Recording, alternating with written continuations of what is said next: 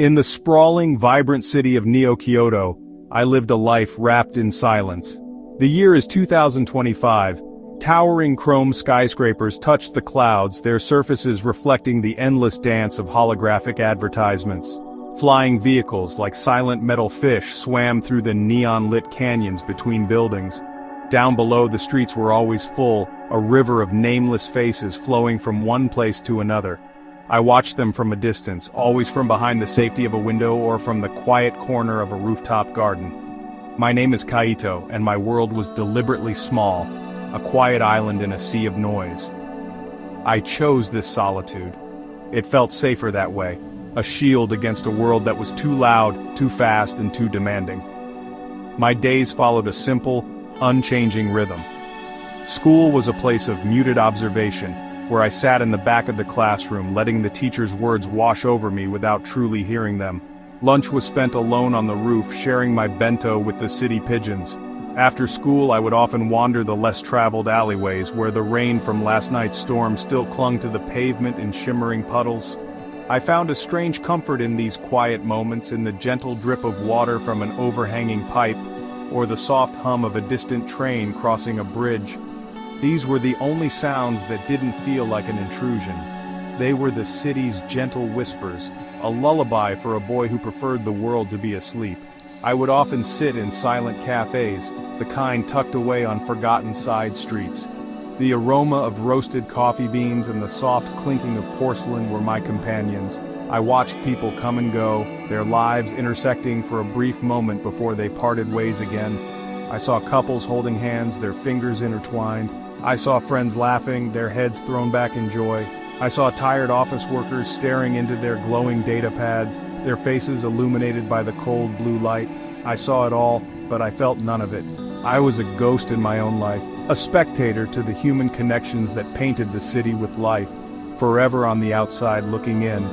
My small apartment was my sanctuary, a quiet box high above the bustling streets. From my window, the city became a beautiful, abstract painting of light and shadow. The endless stream of traffic below transformed into rivers of red and white light, flowing silently through the dark. The glowing signs on distant buildings blinked in a steady, calming rhythm. Here, I could control the noise. I could turn off the world and listen to the sound of my own quiet breathing. It was a lonely existence, I knew, but it was a peace I had carefully built for myself, a fragile fortress of silence in a world that never stopped shouting. I didn't know that its walls were about to crumble. It started subtly, like a forgotten dream slowly returning upon waking. One rainy afternoon, I was huddled under an awning, waiting for the downpour to soften. A girl from my class, Hana, stood nearby, her head bowed. I saw her every day, but we had never spoken. As I glanced at her, something flickered in the air around her. It was a soft, pale blue light like a captured firefly, pulsing gently around her shoulders. It swirled with hints of gray, a tiny storm cloud of sadness clinging to her. I blinked, thinking it was just a trick of the light, a reflection from a passing vehicle. But the light remained, a visible echo of the sorrow on her face. The next day at school, the world had changed. The classroom was no longer just a room full of students, it was a garden of shimmering, floating lights. A boy acing a test glowed with a brilliant sunny yellow of pride.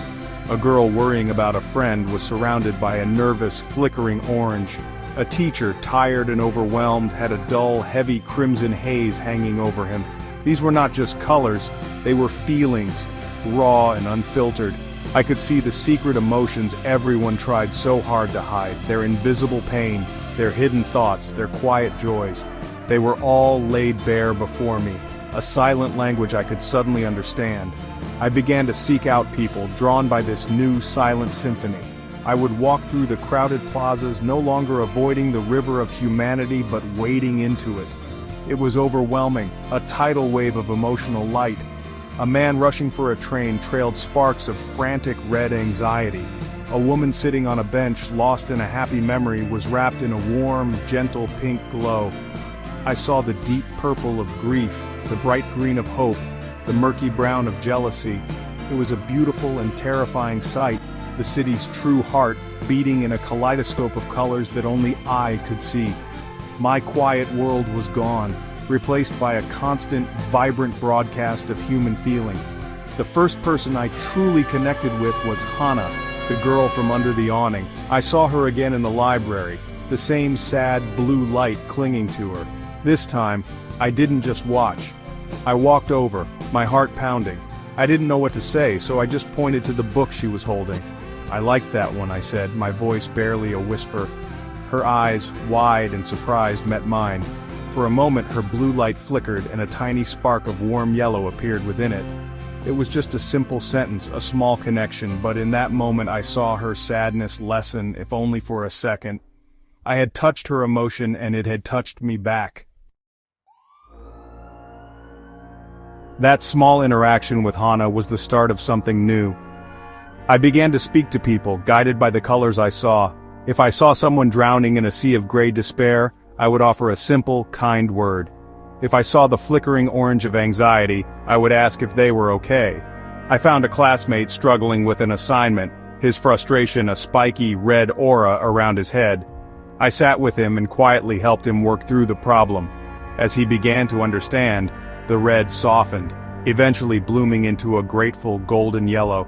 Seeing that change, seeing a painful color transform into a happy one, filled me with a purpose I had never known before. The world I had once avoided now became a place of healing. My silent observations turned into quiet actions. I helped an elderly woman who was surrounded by the pale lavender of loneliness, simply by listening to her stories about the city as it used to be.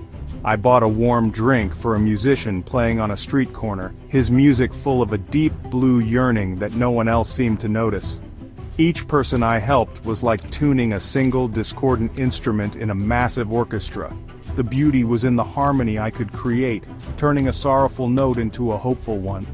The pain was in hearing the dissonance in the first place, feeling the weight of their silent struggles as if they were my own. The pain was real.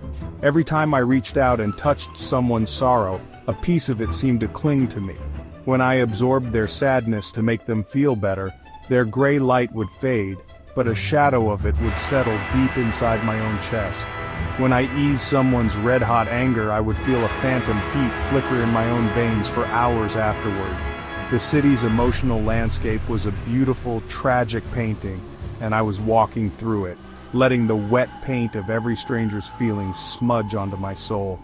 I was becoming a canvas, covered in the fading colors of everyone else's pain. I was no longer the silent, invisible boy.